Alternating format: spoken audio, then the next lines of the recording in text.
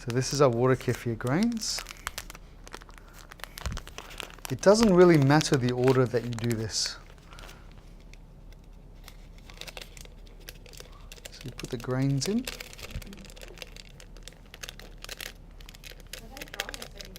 These are fresh.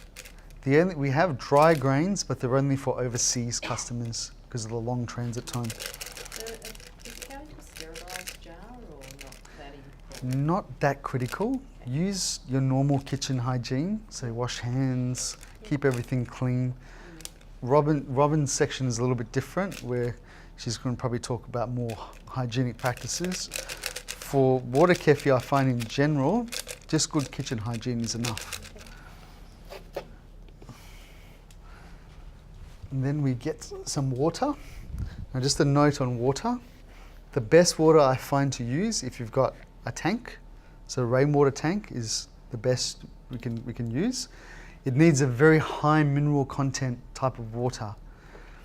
Tap water can be used. If you use tap water and you're not concerned about fluoride, chlorine is an issue. Most tap waters have about 5 ppm chlorine, which can damage the culture because it's an antibiotic product. Hence, to get rid of the chlorine, you've got some options. You can boil the water and cool it down, or simply leave the water open overnight, and that flushes out chlorine.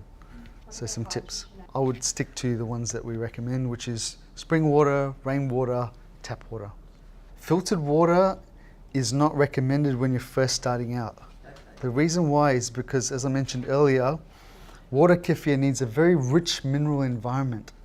We want to give lots of minerals, and these things have evolved in high mineral conditions. You could use filtered water down the track, but only experiment if you have some spare grains to play with, because you can add things like dried fruit like sultanas, make sure they're preservative free, dates, figs, molasses, to a little bit of Himalayan salt. You could boost the mineral content to a point, but as a beginner, I want you to give you a fail-safe way to make it that's going to be consistent. And then once you've got spare, because this thing grows. Has anybody tried a water kefir before? I think mine died or something. It died. You look after these babies. I've had people, in a couple of days. If you follow these steps, these grains are fastidious. I've spent months in the lab developing these grains, and I think we've got it right here, Mum. Tell them how fast it grows. That's my mum there. So you fill up to the second line for water kefir. And we've also got another premix. Again, I spent a lot of time developing the absolute right mineral balance for this kefir. So this is a blend of Rapadura sugar, basically evaporated cane sugar. It's very, very pure. I've actually seen the process. It's so pure. So coming on donkeys and people crushing cane, and it's very, very clean product in terms of a chemical content.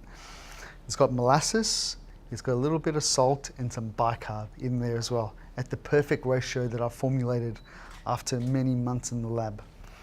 And this is the secret to good grains. So is this to give it taste, this extra thing, or what is it for? Taste is one, and also to help it to nourish the grains so they can grow and produce, all these healthy benefits and probiotic organisms to maximize it as best as we can. But you could just have it like normal water without that.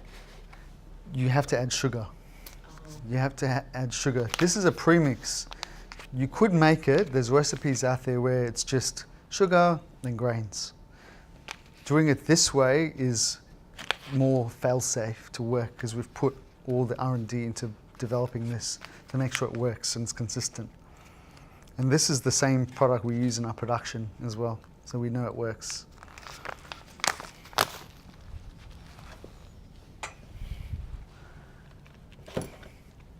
Sugar content wise, that's the premix, what it looks like.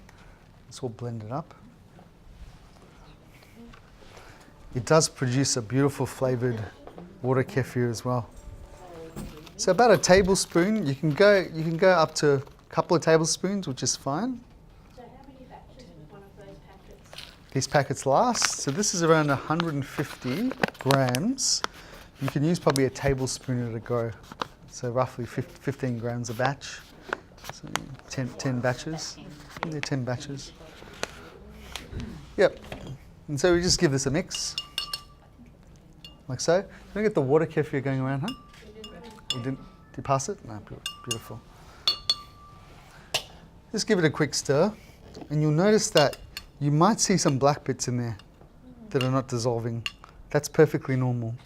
That's just sugar. It's just insoluble sections of sugar because this is a very pure sugar. It's just evaporated cane juice. Now, important point here to note is that sugar is not great for us. We know this, right? Too much sugar is not good. Sugar is used in the ferment. So the sugar is converted to acid. So the longer you leave it, it goes from quite a sweet tasting liquid to sour liquid. Now it's up to you how far you want to take the ferment, what level of flavor you want to use. And this takes about 48 hours. Again, I recommend open if you want less alcohol. Now this one can produce a fair amount of alcohol, so be mindful with this one, yeah? it might be a good thing. Instead of a glass of wine at night, Yes. Have a kefir. Put in a wine glass. Yep.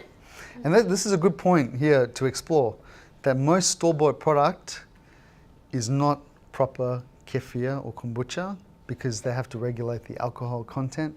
Don't blame the producers, it's just the regulations. Hence, you're always going to get the best product by making it yourself. There's one brand that I think does it properly, is the Fermentary as well, but I think they're going to get an alcohol license. They've got it? Yep. So that's the gist of it. Any questions? 24 hours again? The lid, you said like one side is for milk, one side is for water. Is it marked which side is it? You'll see. Some people like No, it's a very good question. You'll see that this one is bigger. Oh, okay, for the And milk. that one is, this is for water Oh, okay. and that's for milk. On the other way around. Okay. So is that one 24 or 48 hours? Do you 48. 48. This one's 48. Again, guys, use your discretion because it's going to vary based on the temperature. So you might have to leave it a little bit longer.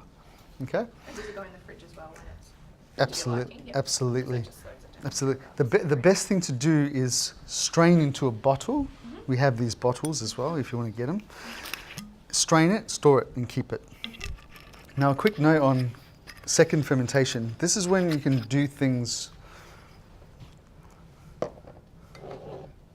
that are very interesting. So once you make your water kefir, you can strain some of that water kefir into a bottle. And I'll show you how to do it. So clearly this is not ready yet, but I'll show you the process. Yeah?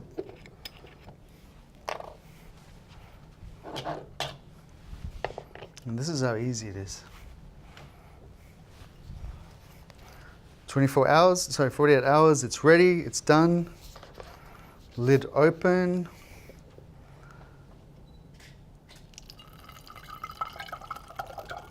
And these are special bottles that are designed for high levels of pressure. Please don't use cheap bottles because these are like creating bombs. There's a lot of pressure and I've seen customers send me pictures of explosions in the ceiling, Wow. bottles blasting in the pantry. So please do this carefully. This is serious business.